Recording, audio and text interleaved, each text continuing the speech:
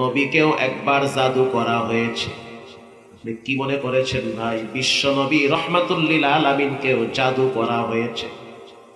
নবীজি সকালে একটা কথা বললে বিকালে ভুলে যায়। তাফসীরে এসেছে, সূরা নাস ফালাকের তাফসীর খুলেন দেখেন। সন্ধ্যায় কথা বললে রহমাতুল লিল আলামিন রাত্রিবেলা ভুইলা যায়, মনে থাকে না।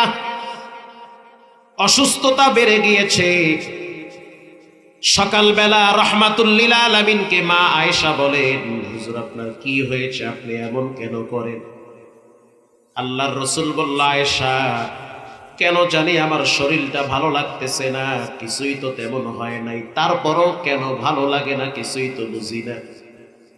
নবীজি ঘুমায় গেল, দুইজন ফেরেশতা নবীরে স্বপ্নে দেখাইতেছে, ওগো আল্লাহর হাবিব আপনাকে তো জাদু করা হয়েছে। কে জাদু করলো? বলে এক ইহুদি নারী জাদু করেছে। কেমনে জাদু করছে? বলে আপনার চুল নিয়ে জাদু করছে। আল্লাহর হাবিবের ঘাড় মোবারক পর্যন্ত ঘাড় বাবরি চুল ছিল, তো নবীজির মাথার চুল এক বিধর্মী গোপনে নিয়া 11টা গিট্টু লাগাইছে। কয়টা গিট লাগাইছে? 11টা গিট লাগাইয়া গর্তের ভিতরে পাথরের নিচে সেই চুলটা গাইরা ফেলাইছে। সকালবেলা নবীজি হযরত আলীকে ডাক দিল, হে আলী, গর্তের কিনারায় যাও, গিয়া দেখো সেখানে আমার চুল আছে। হযরত আলী বলেন, যখন আমি গর্তের কাছে গেছি, গিয়া দেখলাম গর্তের ভিতর থেকে সুগন্ধির ঘ্রাণ আসতেছে।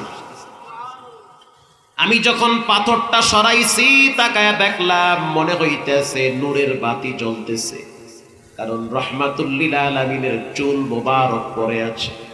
হযরত আলী বলেন, চুল নিয়া নবীর সামনে আসলাম। ইন দি মিন টাইমে হযরত জিবরাইল আইসা বলল, আপনার জন্য আমি ঔষধ নিয়ে আসছি। যুগের ভাষা ব্যবহার করা, ওগো আল্লাহর হাবিব আপনার জন্য 2টা সূরা নিয়ে আসছি। এক নম্বরে সূরায়ে ফালাক, আর এক নম্বরে সূরায়ে নাস। আপনি তেলাওয়াত করেন, কুল আউযু বিরাব্বিল ফালাক মিন শাররি মা খালাক। একটা আয়াত পড়েন আর ফু মারেন, দেখবেন একটা করে গিট খুলে যাবে। নবীজি 11টা আয়াত পড়লেন, ফু মারলেন, 11টা গিট খুলে গিয়েছে। হযরত জিবরাইল বলল, হুজুর আরো 2টা সূরা নিয়ে আসছি। 2টা সূরার শুরুতে কুল, একটা হলো কুল ইয়া আইয়ুহাল কাফিরুন, আরেকটি হলো কুল হুয়াল্লাহু আহাদ। এই 4 কুল পরে যে ব্যক্তি শরীরে দম করবে, পৃথিবীর কোনো হিংসুক, কোনো জাদুকর তার ক্ষতি করতে পারবে না। সুবহানাল্লাহ, জোরে বলেন।